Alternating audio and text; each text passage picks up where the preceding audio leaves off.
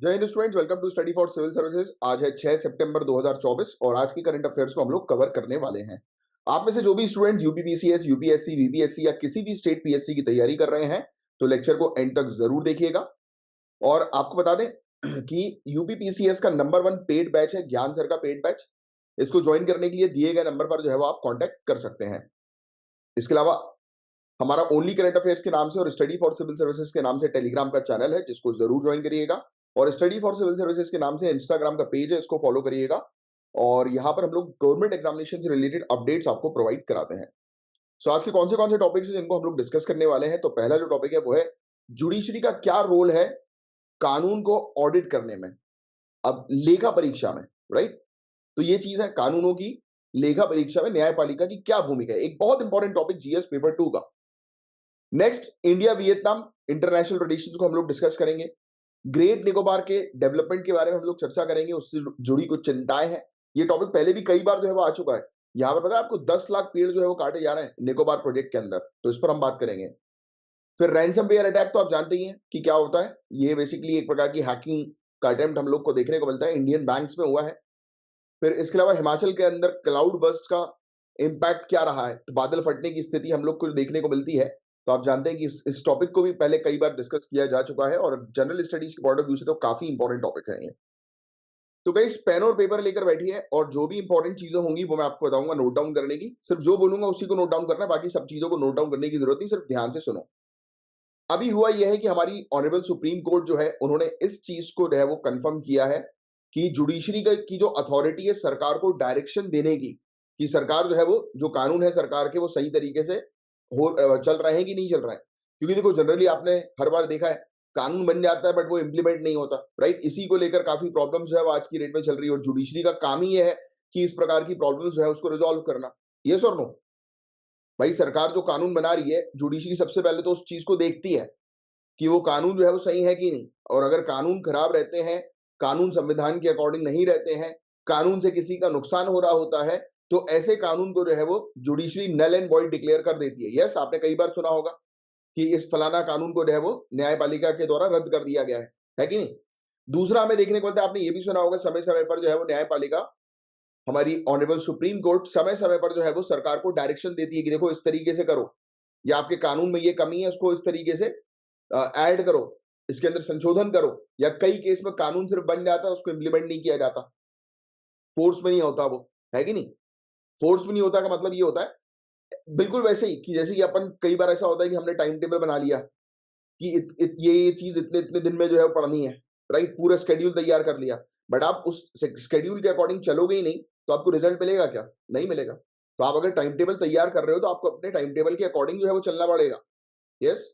अब ऐसे ही कि किस प्रकार से कोर्ट जो है वो सरकार को जो है वो कानून को लागू करने के ऊपर जो है वो प्रेशर क्रिएट करती है। राइट, और ये बैलेंस क्रिएट करती है कोर्ट कि सरकार जो है वो कानून जो है वो लागू करे एंड लॉ एंड ऑर्डर को मेंटेन करे। राइट, व्यवस्था को मेंटेन करे। तो सुप्रीम कोर्ट ने अभी रिसेंटली अपने एक जजमेंट में बॉम्बे हाई कोर्ट को ये कहा है कि आप जल्दी से जल्दी Maharashtra slum areas improvement clearance and redevelopment act 1971 की ऑडिटिंग करवाएं। इसका लेखा परीक्षण जो है वो करवाएं, चेक करवाएं कि ये कानून के अकॉर्डिंग काम हो रहा है कि नहीं हो रहा है तो कितना हो रहा है, कहीं गड़बड़ी तो नहीं है इसमें, और सही तरीके से कानून ऑपरेट हो रहा है कि नहीं हो रहा है। तो इस चीज को लेकर कोर्ट ने, सुप्रीम कोर्ट ने बॉम्बे हाई कोर्ट को कहा है कि जांच करवाएं। कोर्ट ने ये ऑब्जर्व किया ये जो कानून जो है जिसको बनाया गया था स्पेशली कि भाई जो भी पिछड़े वर्ग के लोग हैं, जो भी मार्जिनलाइज लोग हैं, पिछड़े वर्ग के लोग हैं जिनको हटाया जाता है, जो झुग्गी झोपड़ी में रहते हैं, तो उनको भाई अच्छा घर दो, उनको डिग्निटी के साथ जो है वो रहने दो। राइट, झुग्गी झोपड़ी में मत रहने दो क्योंकि उससे उनकी तबीयतें खराब होती है। कितनी प्रॉब्लम्स होती है ना स्लम एरियाज में, प्रॉपर पानी की व्यवस्था नहीं होती, लाइटिंग की व्यवस्था नहीं होती। तो ये कहा कि भाई ऐसे लोग हैं, सरकार का काम है कि इन लोगों को भी सपोर्ट करना, इन लोगों के का कल्याण करना। तो ये रीडेवलपमेंट था कि स्लम एरिया जो है उसको इंप्रूव करो, ऐसे लोगों को जो है वो शिफ्ट करो कहीं और, उनको घर प्रोवाइड कराओ, फ्लैट प्रोवाइड कराओ, जो आज की डेट में सरकार कर रही है। राइट, तो यहां पर हम लोग को देखने को मिला कि 1600 से भी ज्यादा पेंडिंग केसेस इस कानून से रिलेटेड नजर आ रहे हैं। तो जब ये चीज सामने आई तब ऑनरेबल सुप्रीम कोर्ट ने तुरंत बॉम्बे हाई कोर्ट को बोला कि इस कानून के तहत जो भी चीज चल रही है उसकी जांच करवाइए। तो ये काम होता है कोर्ट का, बस ये काम आपको पता होना चाहिए, इसमें लिखने की आपको कोई जरूरत नहीं, नोट्स बनाने की जरूरत नहीं है। जुडिशरी की पावर और ड्यूटी है ये इंश्योर करना कि कानून जो है वो सही तरीके से जो है वो इंप्लीमेंट हो, सही तरीके से जिस पर्पस के लिए उस कानून को बनाया गया है उस पर्पस फुलफिल होना चाहिए। आप तैयारी कर रहे हो सिविल सर्विसेज की, आपका पर्पस है तैयारी करना, और सिलेक्शन जो है वो आपका रिजल्ट है। सही तरीके से तैयारी करोगे तभी सिलेक्शन होगा। कानून बनाया गया है किसी पर्पस के लिए, तो वो उस पर्पस के अकॉर्डिंग काम होगा, तब उसका फाइनल रिजल्ट जो है वो मिलेगा। यस, तो फोकस जो है ये कहा गया कि भाई कानून का बेनिफिट जो है वो लोगों को मिल रहा है कि नहीं मिल रहा है, इस चीज पर ध्यान दिया जाए, और इसलिए उसके परफॉर्मेंस के लिए ऑडिट जरूरी है। भाई जैसे एग्जांपल के तौर पर आप टेस्ट सीरीज क्यों लगाते हो? आप टेस्ट सीरीज सिर्फ इसलिए लगाते हो कि आपको पता लगे कि जो आप पढ़ रहे हो वो सही डायरेक्शन में पढ़ रहे हो कि नहीं पढ़ रहे हो। उससे आपको पता लगता है कि भाई आप अभी किस लेवल पे हो, आपको और कितनी मेहनत करनी है कि नहीं? अब सेम वैसे ही कि कानून है, कानून का ऑडिटिंग करवाएंगे, परफॉर्मेंस देखेंगे उसका, तभी तो पता लगेगा कि भाई कितना अच्छा हो रहा है, कितना नहीं हो रहा, कहां पे कमियां आ रही हैं। तो ये चीज हम लोग को देखने को मिलती है। कंसेप्ट जो है इंस्टीट्यूशनल मेमोरी का, संस्थागत स्मृति का, ये हाईलाइट किया गया। इसमें रेफर किया किया जाता है कि जुडिशरी जो है उसका एक्यूमुलेटेड नॉलेज और उसका एक्सपीरियंस जो है, इतने समय तक उसने देखो कानून को जो है वो इंटरप्रेट किया है, तो ऑडिटिंग भी वो बहुत अच्छे से कर सकती है ऑब्वियसली, क्योंकि इनके पास नॉलेज है, एक्सपर्टीजम है।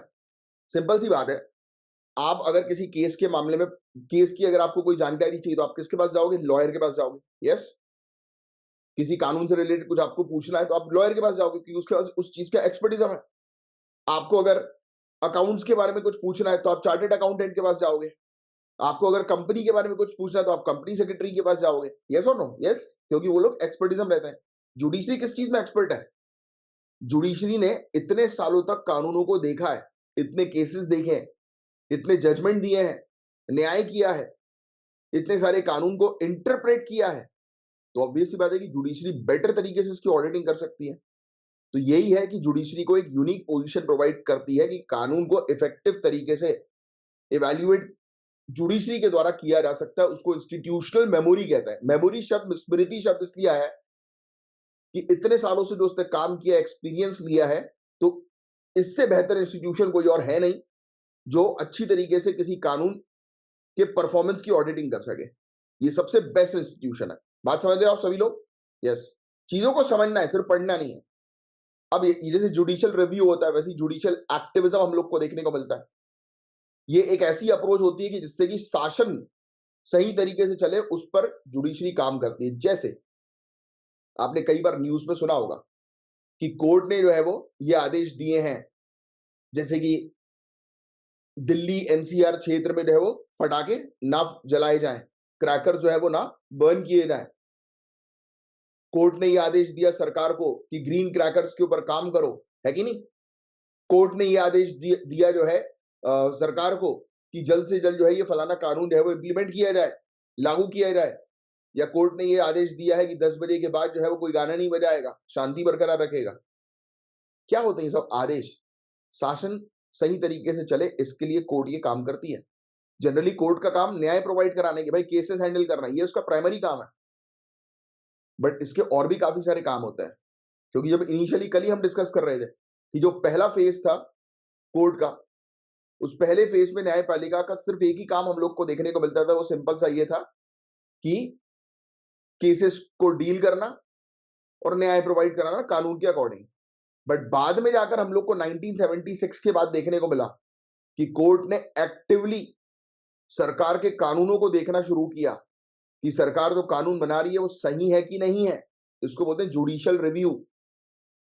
फिर कोर्ट ने ये करना शुरू कर दिया, सरकार को डायरेक्शन देना शुरू किया कि भैया देखो इस तरीके से चीजों चीजों करोगे तो सही तरीके से शासन होगा। तो अब कोर्ट जो है वो इन्वॉल्व हो रही है एग्जीक्यूटिव्स के साथ कि सही तरीके से कार्रवाई वो करें, सही तरीके से लॉ एंड ऑर्डर, सही तरीके से जो कानूनी व्यवस्था है उसको जो है मैनेज करें, बरकरार रखें। तो ये काम हम लोग को कोर्ट का देखने को मिलता है। बात समझ में आ रही है आपके?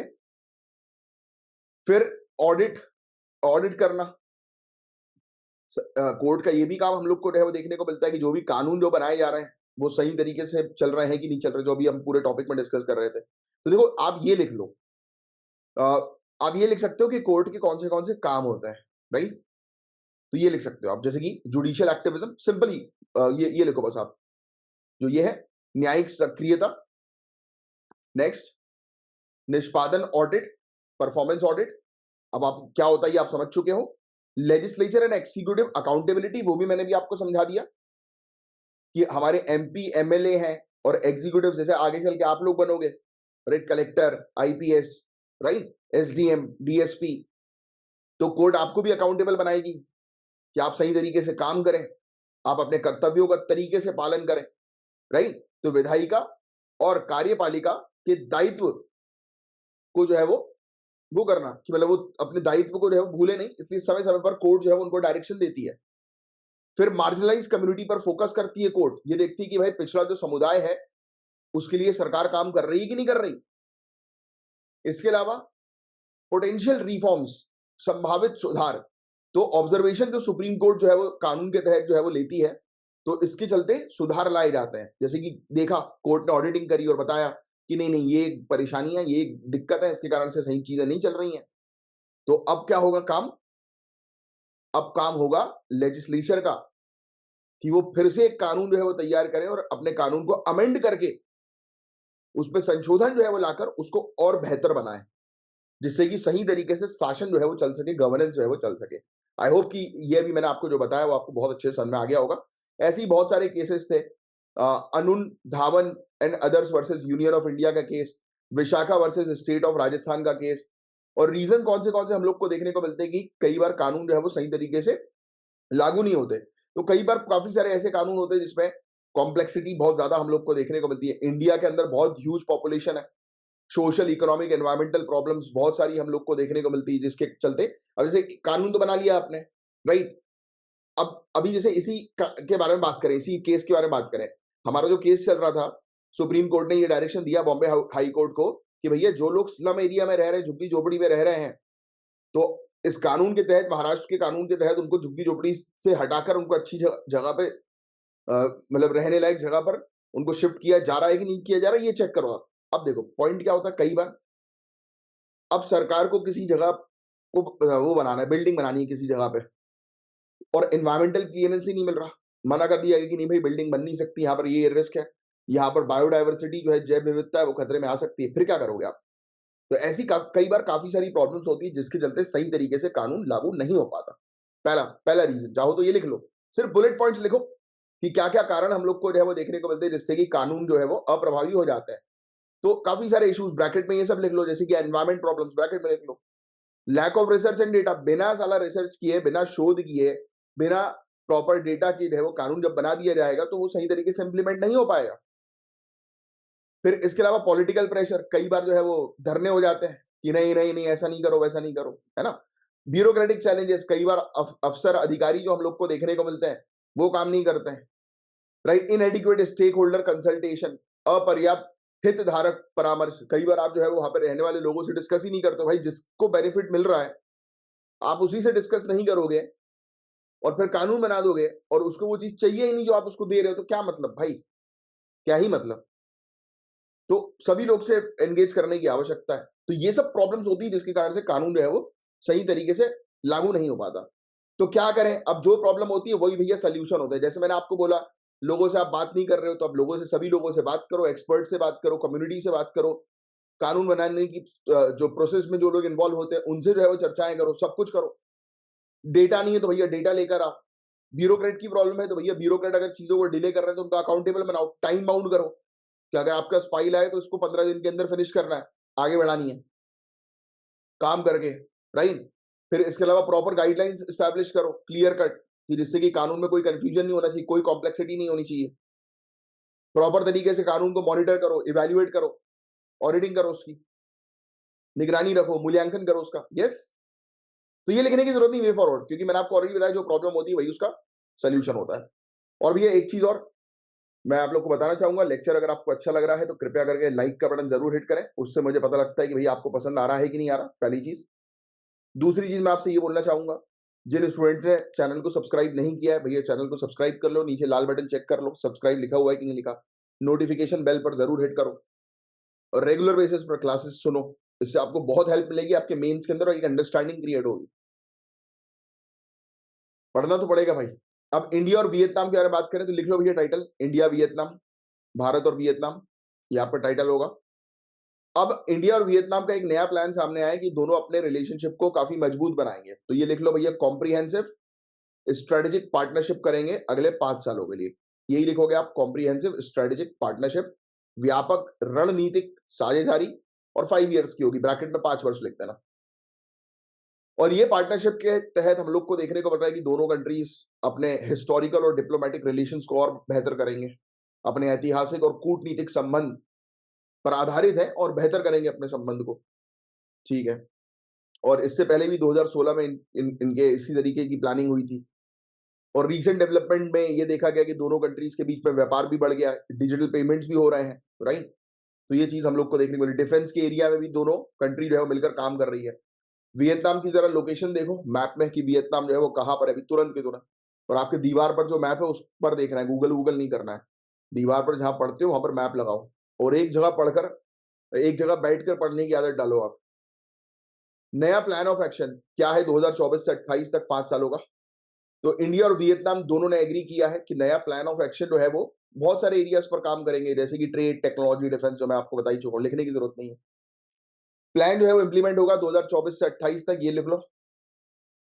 इसका मेन ऑब्जेक्टिव ये होगा कि दोनों के बीच में संबंध को जो है वो बेहतर करना है। डिजिटल पेमेंट की बात करें तो सेंट्रल बैंक ऑफ इंडिया और वियतनाम, इन्होंने यानी कि हमारी आरबीआई है और वियतनाम जो है एग्री किया है कि वो स्टैब्लिश करेंगे डिजिटल पेमेंट कनेक्टिविटी। सिर्फ इतना लिख देना, डिजिटल पेमेंट कनेक्टिविटी, डिजिटल भुगतान कनेक्टिविटी, यानी कि दोनों देश के बीच में जो है वो यूपीआई शुरू हो सकता है, राइट। आने वाले समय में दोनों कंट्रीज के बीच में जो है वो ऑनलाइन डिजिटल पेमेंट जो है वो हो सकेंगे, क्रॉस बॉर्डर पेमेंट जिसको हम लोग बोलते हैं। सिर्फ इतना ही लिख लो, बट टाइटल लिख लो। वियतनाम इंडिया की तरह ही डिजिटल पेमेंट्स पर काम कर रहा है, जैसे कि क्रॉस बॉर्डर पेमेंट सिस्टम जो मैंने भी आपको बताया, राइट। रिटेल ट्रांजैक्शन के लिए आसियान रीजन में। आसियान का फुल फॉर्म बताओगे कोई मुझे नीचे कमेंट बॉक्स पे लिखकर, आसियान का फुल फॉर्म क्या है, पहले भी मैं आपको कई बार बता चुका हूं। फिर इंडिया ने, ये लिख लो आप, 300 मिलियन यूएस डॉलर की क्रेडिट लाइन जो है वो एक्सटेंड करी है वियतनाम के लिए, यानी कि इंडिया 300 मिलियन यूएस डॉलर की हेल्प करेगा, मतलब लोन देगा, सॉफ्ट लोन देगा। क्रेडिट लाइन जो होती है वो सॉफ्ट लोन होता है, कम ब्याज पे सॉफ्ट लोन देगा वियतनाम को, जिससे कि वो वियतनाम की मिलिट्री सिक्योरिटी जो है वो बेहतर हो सके, वियतनाम के डेवलपमेंट प्रोजेक्ट्स में वियतनाम को मदद मिल सके, राइट। और इससे दोनों कंट्रीज के बीच में जो है वो डिफेंस टाइज जो है वो बनेंगे, यानी कि रक्षा संबंध जो है वो और भी मजबूत होंगे। फिर इसके अलावा ये लिख लो आप, आर्मी सॉफ्टवेयर पार्क जो है वो स्टैब्लिश हुआ वियतनाम के अंदर नाइचांग में, जिसको इंडिया के द्वारा जो है वो इंडिया ग्रांट के थ्रू फंड किया गया। अब ग्रांट्स जो होता है, अनुदान जो होता है, मतलब कि उस पर आप ब्याज नहीं लेते हो, आपने हेल्प करी है। ग्रांट का मतलब होता है हेल्प, कि आपने दे दिया छोड़ो, फिर आप भूल गए, राइट, मतलब गिफ्ट होता है एक प्रकार का, ये समझो इस प्रकार से। तो हमने आर्मी सॉफ्टवेयर पार्क में जो है मदद करी है, अपनी फंडिंग दी है वियतनाम को। दोनों ही कंट्री ने ये भी एग्री किया कि वो काउंटर टेररिज्म पर काम करेंगे, साइबर सिक्योरिटी पर काम करेंगे, यानी कि टेररिज्म को रोकने के ऊपर और साइबर सिक्योरिटी पर दोनों कंट्रीज मिलकर काम करेंगी और अपनी सिक्योरिटी पार्टनरशिप को जो है मजबूत बनाएंगे। लिख लो भैया, counter terrorism, cyber security. 6 memorandum of understanding जो है वो दोनों कंट्रीज के बीच में साइन हुई है, काफी सारे एरियाज में, जैसे कि एग्रीकल्चर, रिसर्च, ये भी लिख लो आप। 6 MOU, 6 agreement, custom capacity building, law and justice, radio and television, और ट्रेडिशनल मेडिसिन। ट्रेडिशनल मेडिसिन पर तो काम किया ही जा रहा है। तो ये 6 एरियाज पर एग्रीमेंट जो है वो दोनों के बीच में साइन हुए हैं। ठीक है, अब एग्रीमेंट साइन होना तो ऑब्वियस सी बात है कि दोनों कंट्रीज के बीच में जो है वो संबंध मजबूत होंगे, लिखने की क्या जरूरत है इसमें। वियतनाम ने ये प्रपोजल रखा है कि वो अपने एनुअल बायलैटरल ट्रेड को, यानी कि दोनों कंट्रीज के बीच में जो व्यापार होता है उसको 20 बिलियन यूएस डॉलर जो है वो बढ़ाएंगे, यानी कि पहुंचाएंगे इस तक। और आज की रेट में 14.8 बिलियन यूएस डॉलर इनके दोनों कंट्रीज के बीच में ट्रेड है। चाहो तो लिख सकते हो, वैसे उतना जरूरत नहीं, इतना डिटेल में नहीं आता है, बट हाँ पता हो तो बहुत अच्छी बात है। दोनों कंट्रीज ने एग्री किया कि वो आसियान इंडिया ट्रेड जो है गुड्स एग्रीमेंट के अंदर जो है वो रिव्यू करेंगे और उसको और तेज करेंगे कि भाई जल्दी जल्दी आसियान और इंडिया के बीच में व्यापार जो है वो हो जाए, गुड्स एग्रीमेंट जो है वो जल्दी जल्दी साइन हो जाए और उससे व्यापार जो है उसमें बढ़ोतरी हो जाए। बस लिखने की जरूरत नहीं वाली चीज। वियतनाम ने इंडिया के इन्वेस्टमेंट को वेलकम किया कि इंडिया जो इन्वेस्टमेंट कर रही है वियतनाम के अंदर आईटी सेक्टर में, मैन्युफैक्चरिंग में, टेक्सटाइल में, सेमीकंडक्टर में, रिन्यूएबल एनर्जी में, तो उसको बहुत सहारा है। नेक्स्ट, अब इंडो पैसिफिक क्षेत्र की बात करें तो दोनों ही कंट्रीज ने बोला कि भैया हम इंडो पैसिफिक क्षेत्र पर जो है वो शांति चाहेंगे, राइट, क्योंकि साउथ चाइना सी के अंदर जो डिस्टर्बेंस चल रहा है चाइना के कारण, तो दोनों ही कंट्री ने बोला कि भाई यहाँ पर हम लोग शांति बरकरार रखने पर काम करेंगे। दोनों ही कंट्रीज है वो कुछ मुद्दे हम लोग को इंटरनेशनल लेवल के देखने को मिलते हैं, जैसे कि यूएनसीएलओएस, ये लिख लो भैया आप, United Nation Convention on Law of the Sea, 1982 का ये एग्रीमेंट हम लोग को देखने को मिलता है। इस एग्रीमेंट के थ्रू डिफाइन किया जाता है कि इंटरनेशनल बाउंड्री जो है वो किसी कंट्री की क्या रहेगी, इंटरनेशनल समुद्री बाउंड्री। लॉ ऑफ द सी होता है ना कि समुद्र में किस किस का क्या क्या हक होगा, किस कंट्री का कितना हक होगा। जैसे एक कंट्री, एग्जांपल के तौर पर एक कंट्री के कोस्ट लाइन से लेकर 200 नॉटिकल माइल्स का एरिया, यानी कि कंट्री के तट से लेकर 200 नॉटिकल माइल्स का जो एरिया होता है वो उस कंट्री का जो है वो ईईजेड होता है, एक्सक्लूसिव इकोनॉमिक जोन होता है। ऐसी चीजें जब आपको पता लगेंगी, जब आप अच्छे से जनरल स्टडीज को पढ़ेंगे, अच्छे से एनवायरमेंट की क्लासेस पढ़ेंगे, तब आपको ये सब चीजों की एक अच्छी जानकारी होगी भैया। तो उसके लिए आपको क्या करना है, उसके लिए आप जनरल स्टडीज के कोर्स को ज्वाइन करें, और ज्वाइन नहीं किया है तो हमारा भी कर सकते हैं, आप किसी और का जिसका चाहे उसका कर सकते हैं, बट आप तैयारी अपनी करिए। और हमारा इसलिए मैं आपको बोलता हूं क्योंकि हम बिल्कुल बेसिक से लेकर एडवांस तक की पूरी तैयारी कराते हैं, और उसमें हर एक चीज कवर्ड रहती है, कोई ऐसी चीज नहीं होती कि जो कवर्ड नहीं है। आगे की चर्चा करें, एक नया इकोनॉमिक डिप्लोमेसी डायलॉग, यानी कि दोनों कंट्रीज मिलकर जो है भाई इकोनॉमिक लेवल पर भी बातचीत करेंगे, क्योंकि व्यापार बढ़ाना है तो आर्थिक स्थिति को मजबूत करना ही पड़ेगा। दोनों कंट्रीज के जो है वो डेप्यूटी फॉरेन मिनिस्टर लेवल पर जो है वो डिस्कशन होगा। इंडिया और वियतनाम जो है वो दोनों ही जॉइंट कमीशन मीटिंग्स जो है वो कंडक्ट करेंगे economic, trade, scientific, technological cooperation के बीच में। तो ये बार बार रिपीट हो रहा है और कुछ नहीं है। हाँ, इंडिया वियतनाम जो है उनके, आपको ऑलरेडी पता है कि गहरे सांस्कृतिक और ऐतिहासिक संबंध है, जिसमें हम लोग को बुद्धिज्म देखने को मिलता है कि इंपॉर्टेंट रोल प्ले करता है। तो ये भी लिख सकते हो, दोनों कंट्रीज के बीच में बुद्धिज्म का एक लिंक हम लोग को नजर आता है। Swami Vivekananda Indian cultural centre Hanoi में है, राइट, वियतनाम में, जो कि एक बहुत ही इंपॉर्टेंट रोल प्ले करता है। दोनों ही कंट्रीज के बीच में जो है वो सांस्कृतिक आदान प्रदान कराने में, और एक अच्छा रिलेशन जो है वो मेंटेन होता है। योगा जो है ये भी काफी पॉपुलर है वियतनाम के अंदर। तो ये सब चीजें बस आपको पता होनी चाहिए। चलिए अब आगे बढ़ेंगे, और प्लीज रिव्यू जरूर दिया करें कि आपको कैसा लग रहा है लेक्चर, कमेंट बॉक्स पे लिखकर। अच्छा लग रहा है क्योंकि मुझे पता लगना चाहिए, आपके कमेंट आएंगे उसी से तो मुझे पता लगेगा। इतने सारे लोग देखते हैं लेक्चर को, बट आंसर्स बहुत कम लोग देते हैं, कमेंट भी बहुत कम लोग करते हैं। तो एटलीस्ट आप बताया करो कि आपको सही लग रहा है कि नहीं लग रहा। देखिए, ग्रेट निकोबार का टॉपिक मैं पहले भी आप लोग को पढ़ा चुका हूँ। बहुत बुरी स्थिति है, 10 लाख से ज्यादा पेड़ काटने वाली बात यहाँ पर की गई थी, तो उसको लेकर ये प्रोजेक्ट अभी हॉल्ट पे है। सो नेशनल ग्रीन ट्राइब्यूनल, यानी कि एनजीटी जिसको हम लोग बोलते हैं, राष्ट्रीय हरित अधिकरण, तो इन्होंने हाई पावर्ड कमेटी जो है वो बनाई है, ये ग्रीन क्लियरेंस को एक बार फिर से देखने के लिए ग्रेट निकोबार इंफ्रास्ट्रक्चर प्रोजेक्ट के, क्योंकि देखो यहां पर क्लियरेंस मिल नहीं रहा था, और हाई पावर्ड कमेटी ने ये चीज कही है कि ये जो ट्रांसशिपमेंट पोर्ट है, यानी कि वहां पर जो बंदरगाह बनाने की बात की गई है, ये basically island coastal regulation zone 1A के तहत नहीं आता है, बल्कि 1B के तहत आता है, जहां पर आप डेवलपमेंट कर सकते हो। मतलब अभी हरी झंडी जो है वो दिखाई है इस प्रोजेक्ट में बंदरगाह को लेकर, और great Nicobar holistic development project इसका नाम हम लोग को देखने को मिल रहा है। और ये प्रोजेक्ट की अगर हम बात करें तो इसमें मेनली फोकस जो है वो किस चीज पर किया गया है, एक यहाँ पर इंटरनेशनल कंटेनर ट्रांसशिपमेंट टर्मिनल बनाना है। अब मैं आपको एक सिंपल सी चीज समझाता हूँ कि हम क्यों कर रहे हैं। देखो गाइस, आप लोग को पता होगा मलाया स्ट्रेट के बारे में, पता है आपको मलाया स्ट्रेट? आप मैप की तरफ देखोगे तो आपको जो है इंडोनेशिया पर एक छोटे सा एक एरिया जो है वहां पर नजर आएगा। इंडोनेशियन ग्रुप ऑफ आइलैंड्स यहाँ पर दिखाई दे रहा है, वहां पर एक छोटा सा एक एरिया जो है वो नजर आएगा। छोटा सा बोलने का मतलब मैप में छोटा सा देखिएगा, बट वैसे है बड़ा वो। उस एरिया से जो है वो शिप्स गुजरते हैं, और एक बहुत बड़ा, ये मान के चलो कि शिप के रुकने की जगह है, यानी कि दुनिया भर के शिप यहाँ से गुजरते हैं, तो शिप्स यहाँ पर रुकते हैं इस बंदरगाह में, राइट। तो हम चाह रहे हैं कि हमारे यहाँ पर अब अंडमान निकोबार, और स्पेशली निकोबार की यहाँ पर बात की जाए तो निकोबार पे हम चाह रहे हैं कि वहां पर एक ट्रांसशिपमेंट हब बना दें, जिससे कि वहां ना जाकर शिप्स हमारे पास आए, और जिससे कि बिजनेस हमें ज्यादा से ज्यादा मिले। बात समझ रहे हैं आप लोग? फिर यहां पर कहा गया कि इस प्रोजेक्ट के में हमें ग्रीन फील्ड यानी कि नया का नया इंटरनेशनल एयरपोर्ट बनाएंगे। 450 मेगावाट कैपेसिटी का सोलर बेस्ड पावर प्लांट तैयार किया जाएगा। स्पेशल इकोनॉमिक जोन लाने की बात की जा रही है, वहां पर टाउनशिप डेवलपमेंट किया जाएगा।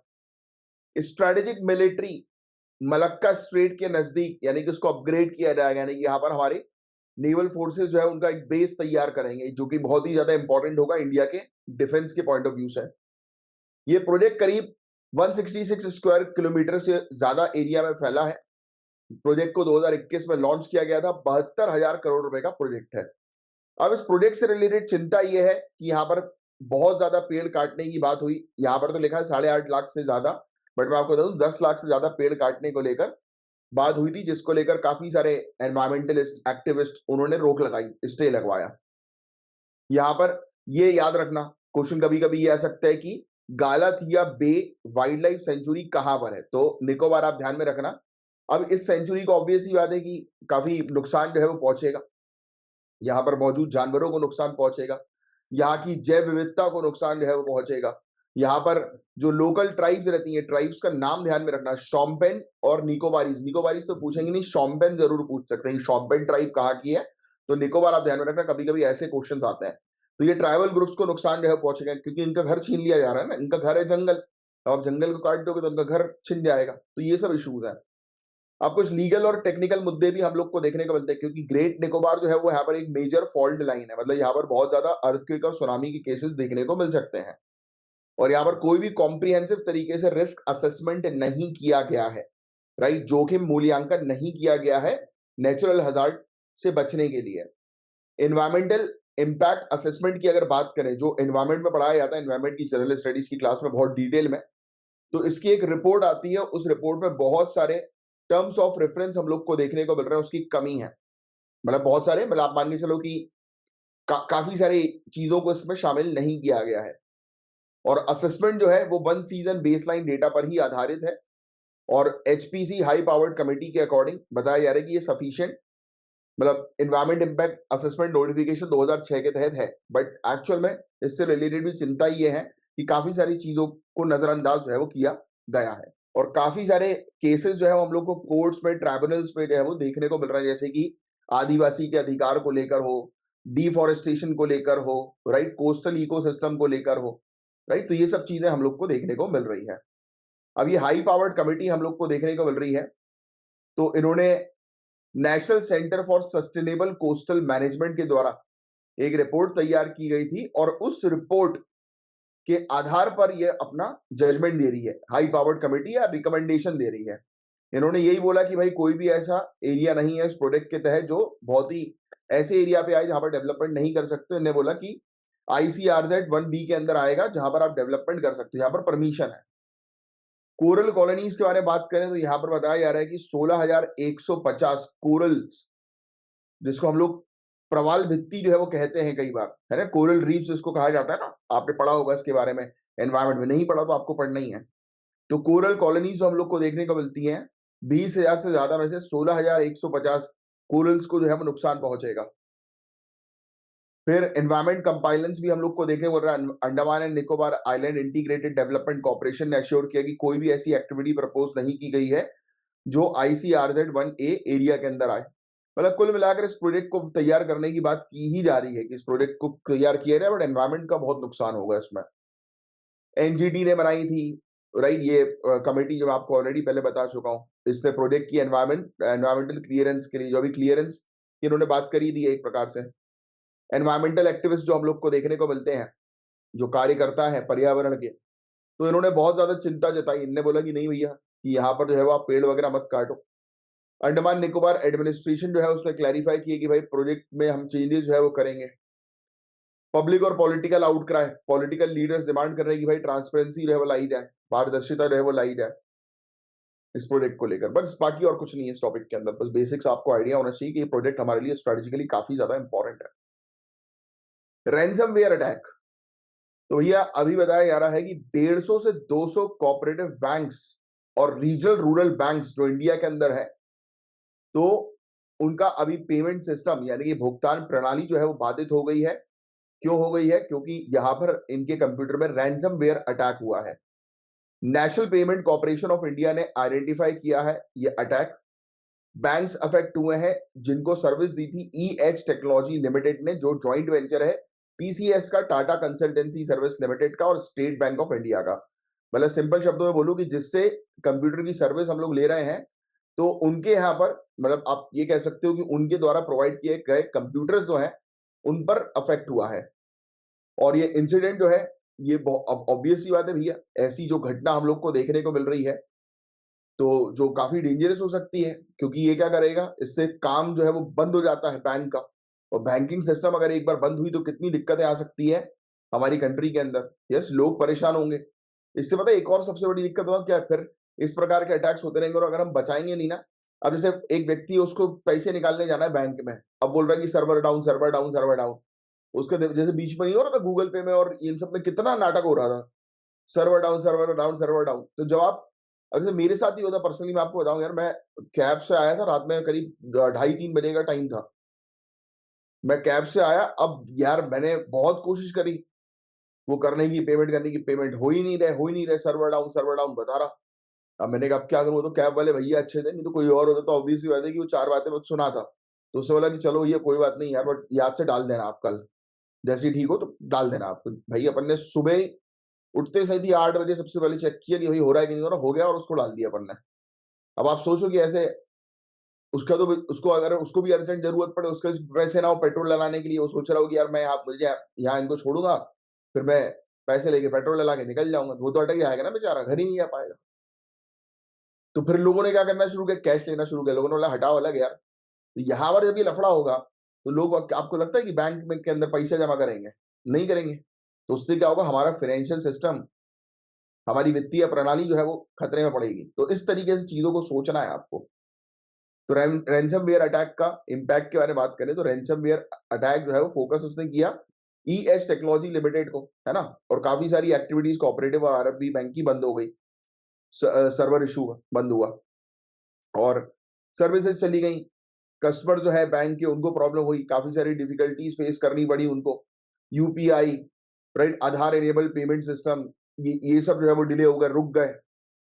कुछ आरआरबी जो है वो स्पॉन्सर बैंक के ऊपर डिपेंडेंट थी, तो उन्होंने उनकी फंक्शनिंग जो थी वो नॉर्मल थी, क्योंकि वो अलग टेक्नोलॉजी प्रोवाइडर उनका था, टेक्नोलॉजी सर्विस प्रोवाइडर। तो मतलब कुछ ही, यानी कि हम लोग को देखने को मिला है कि बैंकों में दिक्कत आई, सभी बैंकों में ऐसी कोई दिक्कत नहीं आई।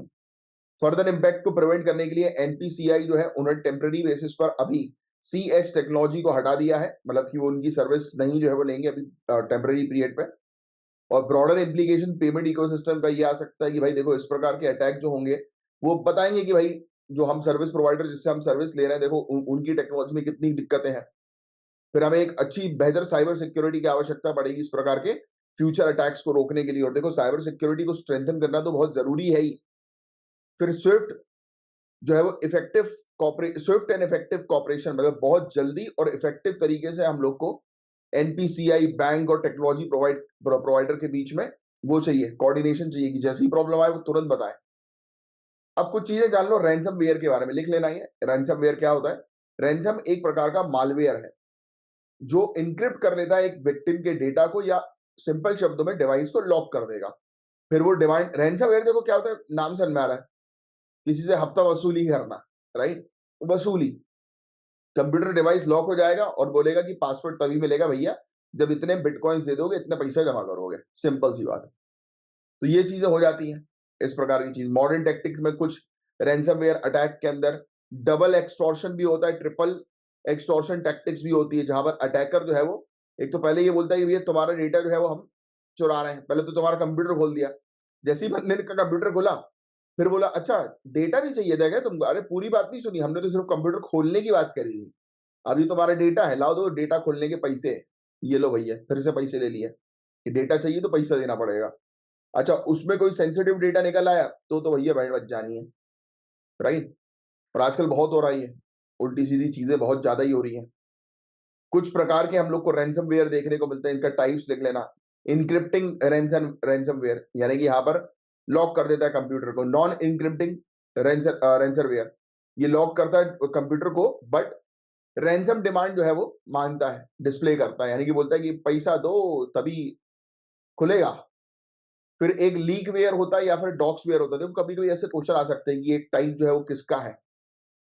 तो ये सेंसिटिव डेटा पब्लिश करने की धमकी देता है कि पैसा दो वरना सोशल मीडिया पे डाल दिया जाएगा। ऐसे ही है भैया, एक एंटी सोशल एलिमेंट, नाम नहीं लूँगा मैं। बीच में मेरे कॉन्टैक्ट में आए थे। परसों ही मैंने उनका पेपर देखा, पेपर में फ़ोटो देखी। भैया हनी ट्रैप के मामले में बंदा अंदर है। उल्टी चीज़ें करोगे तो दिक्कत तो होगी यार, आप किसी को ब्लैकमेल करोगे। 25 लाख रुपए की फिरौती माँगी थी उसने कि 25 लाख रुपए दो वरना ये वीडियो जो है वायरल हो जाएगा। तो सामने वाले ने, ऑफिसर ने 5-7 लाख रुपए तो दे दिए थे। फिर बाकी ऑफिसर परेशान होकर थाने चला गया। अरे भैया कोई आपको धमकी देना इस प्रकार की, मेरे साथ भी हुआ था पर्सनली। अभी बीच में मेरी फोटो जो है एडिट करके मुझे धमकी दी जा रही थी कि तुम्हारे कॉन्टेक्ट हमारे पास है पूरे मोबाइल के, और पैसा नहीं दोगे तो ये वायरल कर दिया जाएगा। तो मैंने कर दे भाई, मुझे क्या फर्क पड़ रहा है, कर दे जा। तो डरना नहीं, अगर आप डरोगे ना तो आपके ऊपर और ये लोग डराएंगे। अगर आप डरोगे ना, खुला बोलोगे जा कर ले जो करते बने जा, तो सामने वाला फिर आपका कुछ नहीं करेगा। हाँ जरूर कर सकता है, हो सकता है 3-4 नंबर में भेज दे। मेरे साथ भी हुआ था, 3-4 नंबर में भेजा, बट वो लोग बेवकूफ थोड़े ना है, जो मेरे साथ वाले हैं। और अगर वो सोचेंगे मेरे बारे में ऐसा, तो बेवकूफ है बहुत बड़े, तो अपन कुछ नहीं कर सकते। और बेवकूफों को मैं रखता भी नहीं हूँ अपने कॉन्टेक्ट्स में। मेरे कॉन्टेक्ट्स में ऑलरेडी ऑफिसर वाली लिस्ट होती है, मुझे पता था ये भेजेगा तो वहां से ट्रैक हो जाएगा उसका नंबर। बांग्लादेश, मैंने बताया था आप लोग को शायद, बांग्लादेश वाले नंबर से, पाकिस्तान वाले नंबर से ये लोग कांटेक्ट करते हैं। एक होता है मोबाइल रैंसमवेयर, मोबाइल डिवाइस को टारगेट करता है। एक वाइपर होता है, ये बेसिकली धमकी देता है कि पैसा दो नहीं तो डेटा डिलीट कर देंगे। एक स्केयरवेयर हम लोग को देखने को मिलता है, ये डराने की कोशिश करता है, पेमेंट मांगने के लिए डराता है अलग अलग तरीकों से। कुछ भी तरीका हो सकता है डराने का, कि गोली मार देंगे जहां देखोगे साले। ठीक है, अभी तो डराने के लोग का बहुत अजीब अजीब तरीका भी होता है। एक मैं आपको बताता हूँ, एक बहुत ही कॉमेडी वाला सीन है यार। मतलब ऐसी बहुत पुरानी बात है, कॉलेज के टाइम की बात है। हमारे एक परिचित थे, तो वो उनके नेबर, जैसे आपस में नेबर्स में लड़ाई नहीं हो जाती, उनके डॉग को लेकर नेबर्स की लड़ाई हो गई थी। वो बोल रहे थे कि तुम्हारा डॉग बहुत भौंकता है और इसको चुप करवा दो, नहीं तो फिर जो है वो हम फिर एक्शन लेंगे। अरे भाई डॉग है, भौंकेगा ही वो, अब क्या करोगे आप। तो सामने वाले व्यक्ति ने क्या धमकी दी, मतलब मेरे परिचित है, उनने धमकी ये दी कि अब आइंदा से यहाँ पे चिल्ला चुट करी ना इसको लेकर, डॉगी को लेकर, तो ये जितनी पॉटी करता है तुम्हारे घर पे फेंकेंगे।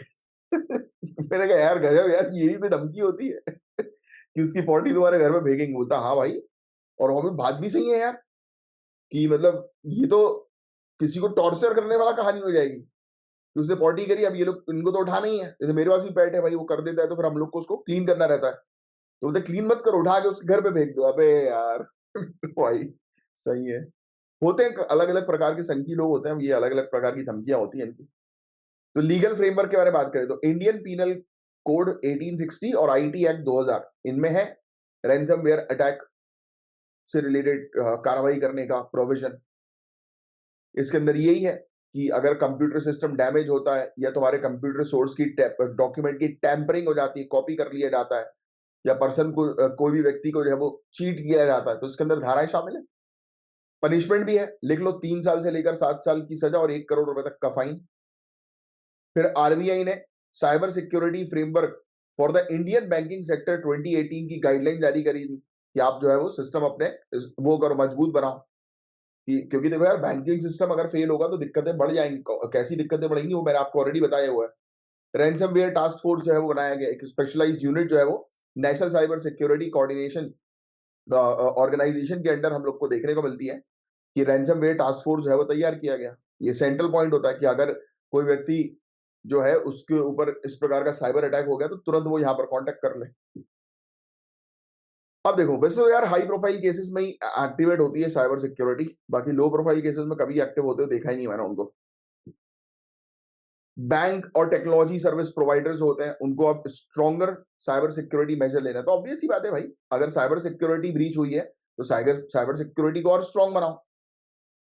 ठीक है, इंटेलिजेंस शेयरिंग जो है वो होनी चाहिए कि पहले से पता लग जाना चाहिए कि इस प्रकार की एक्टिविटी कहीं पर सक्रिय हो रही है, तो उसको रोकने पर कार्रवाई पहले से कर दी जाए। फिर इंसिडेंट रिस्पॉन्स, तुरंत जो है वो रिस्पॉन्स करना बहुत ज्यादा जरूरी है। डेटा का बैकअप रखना जरूरी है। अगर सामने वाला बोल रहा है कि डेटा नहीं देंगे, तो उसको बोल देना है कि मत दे, रख ले भाई, तेरे अगर काम का है तो रख ले भाई तू। बट पता है सबसे बड़ी प्रॉब्लम होती है बैंकिंग डेटा के अंदर, क्रेडिट कार्ड्स, अकाउंट नंबर्स, ये सब डार्क वेब पे बहुत ज्यादा बिकते हैं और बहुत महंगे बिकते हैं, बहुत इसका वो है, डिमांड है। फ्रॉड्स लोग करते हैं ना यार, फ्रॉड करने के पर्पज के लिए। एनीवेज, नेक्स्ट, क्लाउड बस, जब बादल फटता है तो क्या होता है आपको ऑलरेडी पता है, लोगों की हालत खराब हो जाती है, लाइफ जान माल सबका खतरा होता है। तो हिमाचल प्रदेश के अंदर रिसेंटली फिर से हम लोग को बादल फटने के बहुत सारे इवेंट्स देखने को मिले। बहुत लोगों की जान गई, बहुत प्रॉपर्टी डैमेज हुई। इवेंट के कारण फ्लैश फ्लड आए, एकदम से बाढ़ आ गई, लैंडस्लाइड हुई, राइट, इंफ्रास्ट्रक्चर टूट गए, राइट, काफी सारे कनेक्टिविटी जो है वो खत्म हुए, रोड टूट गए, तो क्या करेंगे अब, दिक्कत है ना। और रोड टूटने के कारण रेस्क्यू ऑपरेशंस डिफिकल्ट हो गए। ठीक है, तो हमें आज की डेट में बेटर प्रिपेयर करने की आवश्यकता है, प्रिडिक्शन करने की आवश्यकता है कि पहले से पता लग जाए भैया कि ऐसी एक्टिविटी होने वाली है, तो तुरंत रेडी कर लिया जाए। तो क्लाउड बर्स्ट की डेफिनेशन लिख लो भैया, बादल फटने की क्या डेफिनेशन होती है। तो अचानक से अगर बारिश, ये आप लिखोगे, अब देखो आम आदमी तो बोलेगा बादल फट गया मतलब तेज बारिश हो गई। अब आप वो टेक्निकल, राइट, सिविल सर्विसेज की तैयारी कर रहे हो, ऑफिसर आपको बनना है, तो आपको पता होना चाहिए कि किसी भी क्षेत्र में 1 घंटे के लिए एक छोटे से एरिया में, मतलब मान के चलो लगभग 10 स्क्वायर किलोमीटर के एरिया में, क्या बोलोगे, सबसे पहली चीज ये बोलोगे कि 10 स्क्वायर किलोमीटर के एरिया में 1 घंटे तक अगर 10 सेंटीमीटर से ज्यादा रेनफॉल हो जाती है, 10 सेंटीमीटर से ज्यादा रेनफॉल 10 स्क्वायर किलोमीटर के एरिया में 1 घंटे तक, तो उस घटना को हम बोलेंगे बादल फटने की घटना। बादल फटने का मतलब नहीं फटाक से वो फट गया और वो एकदम वो, और होता मतलब बारिश बहुत तेज रहती है, बहुत तेज और कंटिन्यूअस, तो उस इवेंट को बोलेंगे बादल फटने का। ये बहुत कॉमन है माउंटेन वाले इलाके में, राइट, पर्टिकुलरली हिमालयस में। और इसके कारण हम लोग को फिर फ्लैश फ्लड, लैंडस्लाइड्स, ये सब चीजें देखने को मिलती हैं। क्यों होती है ऐसे, तो अपवर्ड एयर करंट जो होते हैं वो रेन ड्रॉप्स को जो है वो गिरने से रोकते हैं। मतलब सिंपल शब्दों में बोलूं, हवा जो है वो ऊपर की तरफ जा रही है। अब हवा ऊपर की तरफ जाएगी तो बारिश का पानी जो है वो रुका रहेगा, राइट। इसमें हमें देखने को होता है कि एकदम से एक एरिया पर बहुत ज्यादा बारिश का पानी रुका रहता है, फिर जैसे ही हवा अपना डायरेक्शन जो है वो चेंज करती है, शिफ्ट करती है, राइट, या हटती है, तो अचानक से ये बहुत ज्यादा जमा हुआ पानी गिरने लगता है तेजी से, राइट। तो ये चीज है, जैसे ही वो हवा जो है वो वीक हो गई, तो वो रुका हुआ पानी जो था वो एकदम से रिलीज होगा ग्रेविटी के कारण और नीचे गिरेगा। तो इसको ओरोग्राफिक लिफ्टिंग जो है वो कहा जाता है, आपने पढ़ा होगा, राइट। इस प्रकार की ये माउंटेन बने रहते हैं और इस प्रकार से ऊपर की तरफ जब हवा जाती है तो उसको ओरोग्राफिक विंड्स जो है वो कहते हैं। पढ़ा है कि नहीं पढ़ा, ज्योग्राफी में नहीं पढ़ा तो पढ़ना है भैया, ये सब चीजें इंपॉर्टेंट है। अब रिसेंट घटनाएं हम लोग को देखने को मिली, जैसे कि कुल्लू, शिमला, मंडी डिस्ट्रिक्ट में फ्लैश फ्लड हुआ, काफी सारे बिल्डिंग, ब्रिजेस, रोड्स डैमेज हो गए। ब्यास नदी पे हम लोग को देखने को मिला कि वाटर लेवल जो है वो इंक्रीज हो गया, बढ़ गया। मनाली चंडीगढ़ नेशनल हाईवे भी टूट गया। रेस्क्यू ऑपरेशंस बहुत डिफिकल्ट हो गए, काफी सारे लोगों तो अभी मिले ही नहीं, मिसिंग है। 50 लोगों के मिसिंग होने की बात आ रही है सामने, 5 लोगों की जान चली गई, कंफर्म हो गया। ठीक है, तो ये सब चीजें हम लोग को देखने को मिल रही है। Rescue relief effort, NDRF, national disaster response force, इनकी टीम, पुलिस और दूसरी एजेंसीज जो है उनको डिप्लॉय किया गया रेस्क्यू ऑपरेशंस के लिए। ठीक है, फिर फ्लैश फ्लड क्या होता है, फ्लैश फ्लड मतलब एक जगह पर पानी बहुत ज्यादा रुका रहता है। जैसे कि हम लोगों ने क्या किया यार, हम लोग ने आज की डेट में प्लान तरीके से इंफ्रास्ट्रक्चर किया नहीं कि जिससे कि पानी की निकासी हो सके, पानी निकल सके। अब जैसे सिंपल शब्दों में समझो कि एक डैम है, ठीक है, एक दीवार है, डैम छोड़ो दीवार है, दीवार के पीछे पानी जो है वो लगातार भरता जा रहा है, भरता जा रहा है, भरता जा रहा है, और प्रेशर यहाँ पर कंटिन्यूस लगता जा रहा है। अभी मान के चलो एकदम से इतना प्रेशर लग गया पानी का कि ये दीवार टूट गया। अब दीवार टूटेगी तो एकदम से पानी बहता हुआ जो आएगा, तो उसको जो है वो हम लोग बोलते हैं फ्लैश फ्लड। ठीक है, तो ये चीज हम लोग को देखने को मिलता है। और ये कब होती है, जब एकदम से बहुत तेज बारिश हो जाती है काफी घंटों के लिए, और इसमें सीवियर डैमेज हो जाता है। लैंडस्लाइड्स तो आपको पता ही है, मुझे आप लोग को बताने की आवश्यकता नहीं है। मड फ्लो यानी कि मिट्टी जो होती है वो आगे की तरफ जो है वो बहने लगती है, मिट्टी के बहाव को बोलते हैं हम लोग। ठीक है, अब क्लाइमेट चेंज पर मतलब क्या इम्पैक्ट हम लोग को देखने को मिल रहा है क्लाइमेट चेंज का, क्लाउड बर्स्ट पे, बादल फटने पे। तो एकदम से देखो एटमॉस्फेयर का मॉइस्चर बढ़ा हुआ है, टेम्परेचर लेवल इंक्रीज होने के कारण मॉइस्चर जो है बढ़ा हुआ है। अब मॉइस्चर बढ़ा हुआ है तो हम लोग को क्या चीज देखने को मिलेगी, क्या चीज देखने को मिलेगी, क्लाउड जो है वो बहुत ज्यादा बनते रहेंगे, और क्लाउड जब ज्यादा बनते रहेंगे, बादल बनते रहेंगे, तो इस प्रकार की घटनाएं हम लोग को लगातार देखने को मिलेंगी। पैटर्न जो था बारिश का वो चेंज हो गया भैया, कहीं पे बारिश हो रही, कहीं पे नहीं हो रही, इसलिए तो बोलते हैं अनइवन डिस्ट्रीब्यूशन ऑफ रेनफॉल। बहुत तेजी से ग्लेशियर्स मेल्ट हो रहे हैं, स्नो मेल्ट हो रही है, तो उसके कारण फ्लैश फ्लड हो रहा है, पानी का नदी के पानी का लेवल जो है वो बढ़ गया है, राइट। तो इसको रोके कैसे, तो अर्ली वार्निंग सिस्टम की हमें आवश्यकता है, पहले से पता लग जाए भैया इस प्रकार की घटना होने वाली, जिससे कि प्रिपेयर कर लिया जाए। अब प्लानिंग प्रॉपर तरीके से करो आप अर्बन एरियाज पे, शहरी क्षेत्र पर। अगर आप कहीं पर भी इंफ्रास्ट्रक्चर वगैरह बना रहे हो, कोई भी वो बना रहे हो स्ट्रक्चर, तो ये ध्यान में रखो कि भाई पानी निकलने की प्रॉपर व्यवस्था होनी चाहिए। फिर international cooperation and awareness, international level पर नई नई टेक्नोलॉजीज, नए नए प्रैक्टिसेस जो है वो लेकर आओ, सक्सेसफुल प्रैक्टिसेस जो पूरे दुनिया भर में चल रही है, राइट। तो ये सब चीजें। पैंगोंग लेक, पैंगोंग सो लेक बोलते हैं इसको हम लोग, तो कोई मुझे बता सकता है कमेंट बॉक्स पर पैंगोंग सो लेक कहां पर है? बहुत इजी क्वेश्चन, कई बार इससे रिलेटेड क्वेश्चन आ चुके हैं। ये फिंगर्स पता है आप लोग को कि फिंगर्स, इसमें हम लोग को पहाड़ी वाला एरिया ऐसा ऐसा देखने को मिलता है, वो फिंगर वाला एरिया है, और इसी एरिया को लेकर चाइना और इंडिया के बीच में विवाद है। तो ये वाला टॉपिक तो मैं अभी आपको समझाऊंगा नहीं, क्योंकि ये टॉपिक कई बार न्यूज पे जो है वो आ चुका है, और पहले भी हम कई बार इसको डिटेल में पढ़ चुके हैं। तो मैं चाहूंगा इसका डायरेक्टली वीडियो को पॉज करो, ट्राई करो क्वेश्चन का आंसर लिखने की। अभी के अभी वीडियो को पॉज करो, क्वेश्चन पढ़ो और बताओ ABCD में क्या होगा इसका करेक्ट आंसर। तो जिनने भी एक आंसर लिखा है वो बिल्कुल करेक्ट है, कि नॉर्थ बैंक हम लोग को पैंगोंग सो लेक का देखने को मिलता है। इसमें हम लोग को जो ये बने हुए हैं, आकृतियां बनी हुई है, उसको हम लोग फिंगर्स कहते हैं। और इंडिया जो है वो ये क्लेम करती है कि LAC का फुल फॉर्म बताओ नीचे कमेंट बॉक्स में लिखकर, कि LAC जो है वो फिंगर 8 तक है, टोटल 8 तक हम लोग को देखने को मिलती है, 8 फिंगर्स है, और इंडिया के पास कंट्रोल जो है वो 4 फिंगर्स तक का है। और चुशुल अप्रोच पाथ जो हम लोग को देखने को मिलता है, एक रूट है चुशुल रूट जिसको हम लोग बोलते हैं, ये चाइनीज ऑफेंसिव के लिए हम लोग को, चीनी आक्रमण के लिए हम लोग को देखने को मिलता है। और ये बेसिकली एक ऐसा एरिया है जो 1962 सीनो इंडियन वॉर का इंपॉर्टेंट एरिया जो है वो रहा है, चुशुल। और पेंगोंग लेक जो है ये 14,000 फीट पर हम लोग को देखने को मिलती है, लद्दाख क्षेत्र में। इंडिया और चाइना जो है उसका 1/3 और 2/3, मतलब 1/3 लेक का जो है वो इंडिया के पास है, 2/3 चाइना के पास है। मेरा एक दोस्त है, जम्मू कश्मीर राइफल में मेजर है, तो अनिकेत चतुर्वेदी, उनके पिताजी को तो बहुत मेडल्स वगैरह मिले यार, वो भी उसमें है, आर्मी में थे, रिटायर्ड हो गए। तो उनको गवर्नर ने अभी 2 साल पहले ही मेडल दिया था एक। तो उसके अलावा अच्छा, एनीवेज मैं आपको ये बता रहा था कि वो वहां पर पोस्टेड है, बताता है वो, क्योंकि देखो ये चुशुल चुशुल सॉरी ये जो पैंगोंग सो लेक है, ये लेक में ही बताया हुआ है कि लेक के बीच का, जैसे ये मान लो ये पूरी की पूरी लेक है, तो लेक का जो है ये 1/3 एरिया जो है वो इंडिया के अंदर आएगा, 2/3 एरिया जो है वो चाइना के अंदर आएगा। तो मतलब ये लेक के बीच में ही एक मतलब बाउंड्री बनाई हुई है, और 4 फिंगर से होती हुई जाती है, और ये फिंगर को लेकर ही पूरे विवाद हम लोग को देखने को मिलते हैं। फिंगर मतलब वो आकृतियां। Association of south east Asian nation, ASEAN से रिलेटेड मैंने आज भी आपसे एक क्वेश्चन पूछा था, इसका फुल फॉर्म बताओ, तो आपने आई होप बता दिया होगा आसियान का फुल फॉर्म। तो इसके बारे में भी आप फटाक से वीडियो को पॉज करो, कमेंट बॉक्स पर इसका आंसर लिख कर दो। आसियान बहुत सिंपल सा टॉपिक है, इसका करेक्ट आंसर है सी। और Indo Pacific economic framework IPEF, तो इससे रिलेटेड एक क्वेश्चन आया है, ट्राई करिएगा 150 वर्ड में इस क्वेश्चन का आंसर लिखने की। तो चलिए गाइज, आज के लिए इतना ही, और हरियाली तीज की सभी लोगों को बहुत बहुत बधाई। अब मिलेंगे हम लोग नेक्स्ट लेक्चर में, और फीडबैक जरूर दीजिएगा, लाइक नहीं किया है लेक्चर को तो लाइक जरूर करिएगा। चलिए, जय हिंद।